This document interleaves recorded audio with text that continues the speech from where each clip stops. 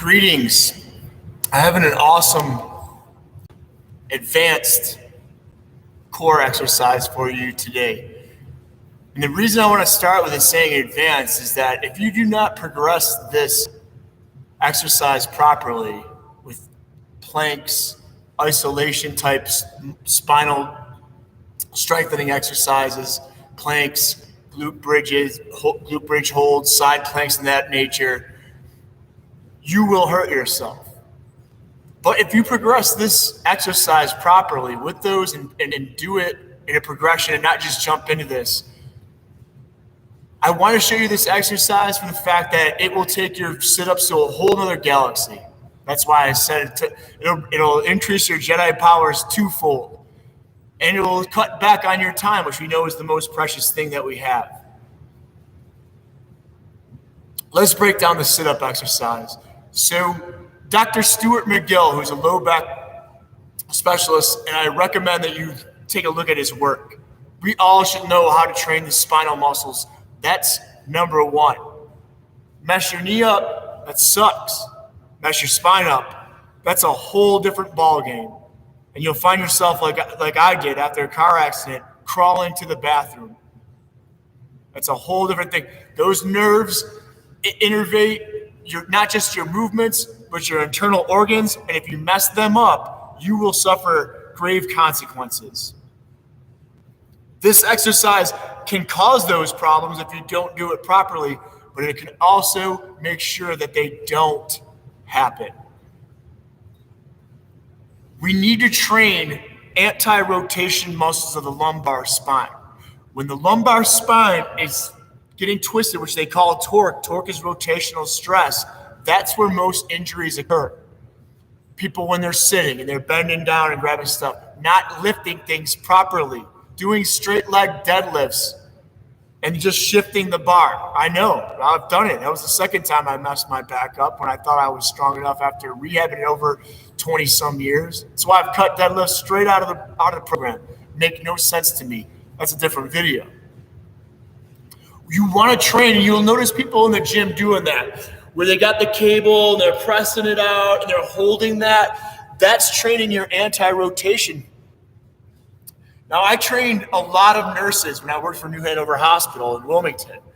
They had backs of 90-year-old people. In fact, the reason they had the Employee Fitness Center open is because they wanted to knock down their healthcare costs. And the top three was diabetes, number one.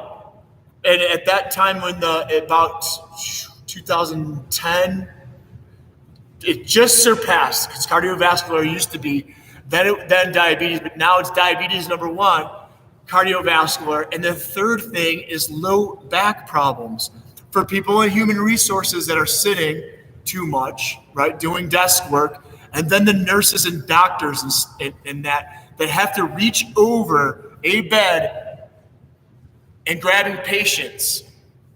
And most of these patients are kicking and screaming, right? It's different than grabbing a dumbbell or a barbell. But I had 20-year-old nurses that had backs of 90-year-olds. And I would say, well, sumo squat. Well, that looks weird. Hey, it's a lot better than tearing your back up. I don't care how strong you are deadlifting and doing those things like that. That's just a bad position to be in, rather than getting lower and dropping your center of gravity. So that's why we want to train this. You're going to wonder why. Why am I single arm? You want to single arm stuff for the fact that I have a dumbbell in one arm. So this exercise is called, and I always start with the equipment that I need first and then what it is, right? So wall dumbbell, sit up with an overhead press. Why not tie everything in? And that's what you want to do with your workouts. Quit singling things out. Upper body, lower body. Hope to God you're not still just doing chest, triceps, shoulders. The legs have everything to do. In fact, the legs are tied to your core. They're what initiate proper core engagement. And if you got them floating in the air or you got them hooked in a harness, when most people do sit-ups, you have now cut that off. And if you do it all the time, right, you've now created a movement dysfunction because the body is so good with that. It's the same thing if I'm constantly taking a stressful breath, after a while it will become your normal breath for the fact that that's more prevalent. Your body goes to what you're giving it. And if you're giving it an improper dysfunctional movement, that now becomes your normal movement. And now you have to break that habit, which takes a whole lot more time to doing that and causes all kinds of problems besides that, compromising of the other joints and things like that nature. Paul Chek Institute, man is a genius in my eyes. And there's tons of research to back this. So if somebody's doing a sit-up, this is their feet. The first thing I want to do is assess if they've knocked that issue out, right? Have they disconnected their upper body with their lower body?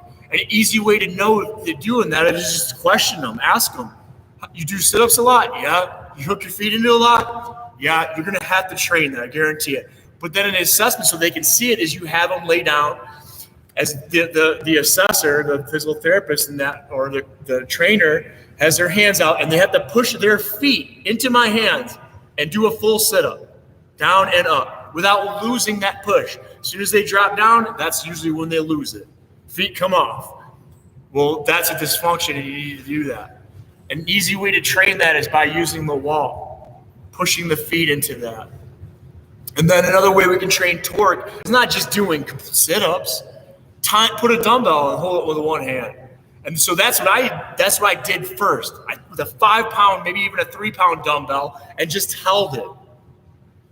So Dr. Stuart McGill does an assessment with the sit-up because you need core stability and endurance and strength, those core muscles that hold you up.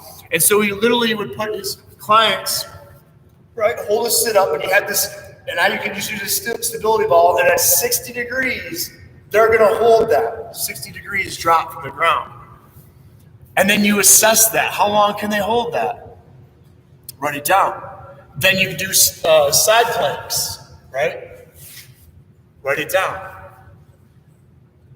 And then he assessed back extension. So meaning like he would have a bench and then his clients would, at the waist level, hold themselves up from the bench.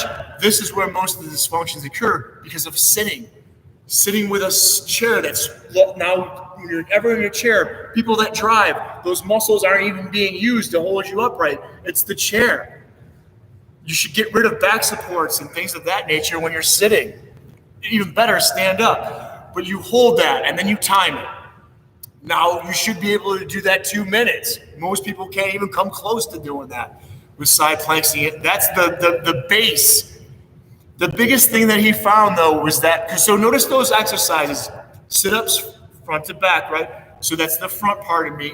The back extension is the back, and the side planks are going to be the sides. We want to see, is there a weakness in those, right? So the biggest thing that he found is that if there was a discrepancy in every of those, and even just a 9-second difference would create dysfunction.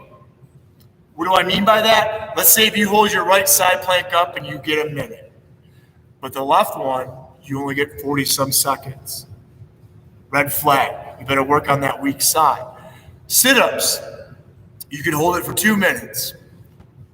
Low back, 20 seconds. I've seen people fall out of it in 10 seconds. God's honest truth. So you want to make sure there's no discrepancy, that they're all equal, and you find those weaknesses and you get them. That's the base foundational of your exercise program. You need to start there, because if you blow your knee out, that sucks. You blow your spine out, that's a whole different ballgame. And again, the foundational stuff, which most people, and I being one of them, used to do that, is neglect those exercises. And that's why I want to start with this and saying that this is a great exercise, but it's an advanced exercise.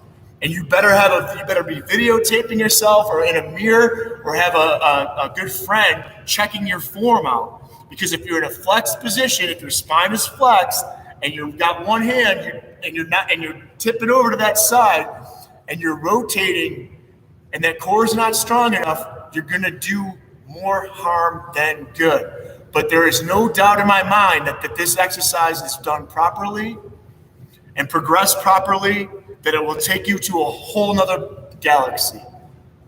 Let's get into it. I'm going to tie my breath in with it. I tie my feet pressing. You're gonna notice my feet I'm not pushing with my arms. I'm pushing with my feet. That's what I'm thinking about. I'm not thinking about this. I'm thinking about my feet pushing my arm. And then I better get the chest out and depress my shoulders, because if you got a crappy posture in this, so that would be number one. Just sit in a sit up and stick that chest out and make sure that back is flat, not rounding.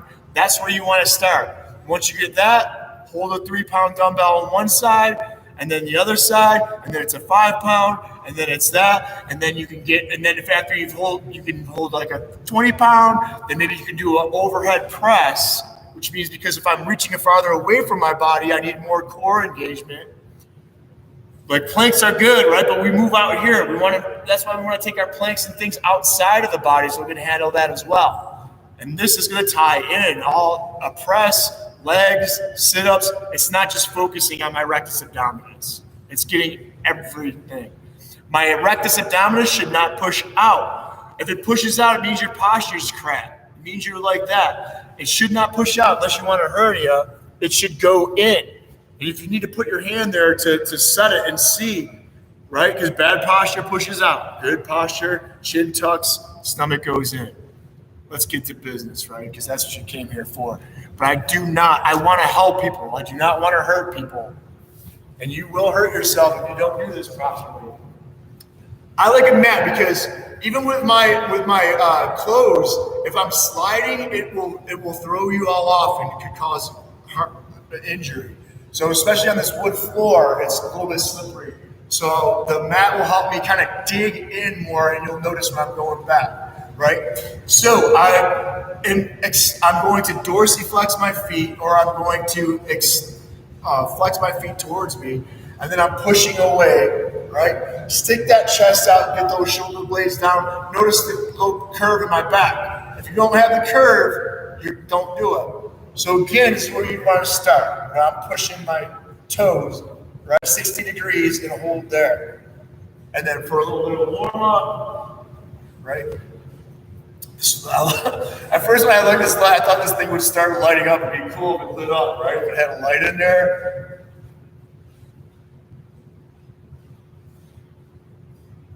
Now I'm tying that press into it.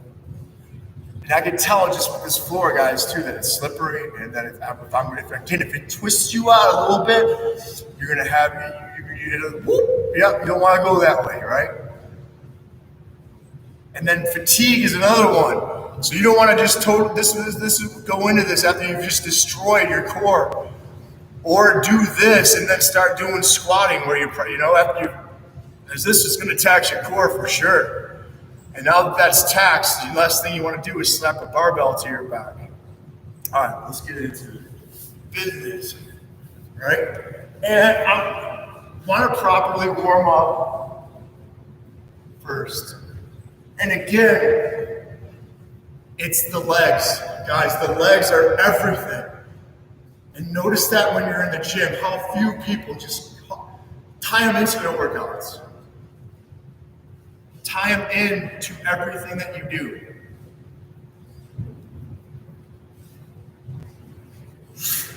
As I'm going back, because I'm in a position, I'm going to be inhaling so that I have that intra-abdominal pressure in my thing to protect my back, to fill it up with all that good chi and prana, right? And then exhale, come back, right?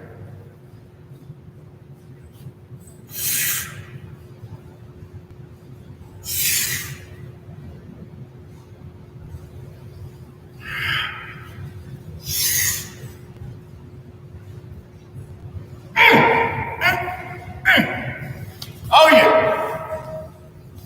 Watch that core, guys. Chest comes up. Remember listening to this one guy, and he talked about the scapula has to move with the arm. There's a physical therapist. I saw him in a lecture down in Vegas, and I've cut out military presses with the back pushed up against the thing, bench presses. Your scapula is supposed to move with your arm. When it's not, that's dysfunction. And I just already talked about what happens when you keep showing your body a dysfunctional movement pattern. It will bite you in the ass. Guys, this exercise will take you to a whole nother level. Your core, bulletproof. Progress it properly. Read some stuff about from Dr. Stuart McGill and you'll understand. Dude's a low back expert. Correct those ratios, number one. Assess your side plank, assess your back extension, assess your sit-ups. In fact, I would do all those planks. Assess like glute bridge plank, which would be this. One leg. Can you hold that for a long period of time? Reverse planks. Right? Find those weaknesses, kill the weaknesses, and you won't have any weaknesses. And with that being said, namaste.